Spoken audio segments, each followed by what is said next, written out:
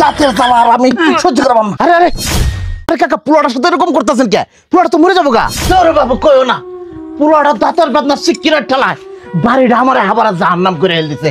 তাই আমি নিয়ত করছি আজকে ওর দাঁত আমি তুলে এল দিই। হাই হাই চাচা করতেছেন নাকি? কামারের কাম কোনোদিন কুমার দিয়ে হয় নাকি?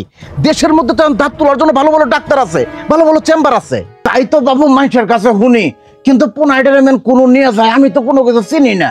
ধরু চাচা আমগোর হাতের কাছে 26 ডেন্টাল কেয়ার নাম শোনেন নাই? না তো বাবু কোন এটা? আরে কাকা চেম্বারটা হইতাছে মাদারগঞ্জ বালিজুরি ঠাকুরবাড়ি মোড় ৭ মার্কেট 26 ডেন্টাল কেয়ার। ওই জায়গায় আধুনিক যন্ত্রপাতি দ্বারা দাঁত আর মুখের সুচিকিৎসা করা হয়। শুধু তাই না, ওই জায়গায় বাচ্চাদের দুধ দাঁত ব্যথা মুক্ত ভাবে স্প্রের মাধ্যমে তোলা হয়। এছাড়াও কইলাম আঁকা বাঁকা দাঁতও সোজা করা হয়। কি কইতাছে বাবু, তুমি আমার মেলা বড় একটা উপকার করলা। তুমি হাতের কাছে এত সুন্দর একটা সন্ধান দিলা, এখন আর বেশি পেছালাচাল না পাইরা আমি পুনাইডারে নিয়ে যাই। তা বাবু টেহামেন কি বাহানে, গরিব মানুষ আমরা।